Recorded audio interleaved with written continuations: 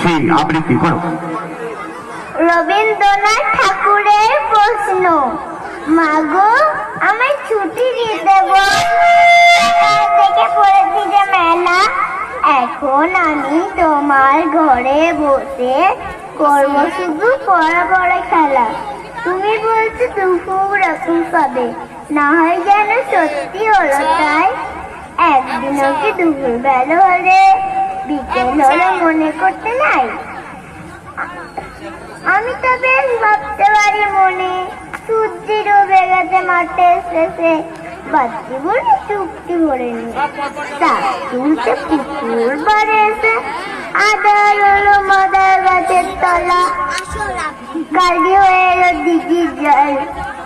মাটি থেকে সবাই গেল ফিরে, হাটের থেকে এলো চাষির দল।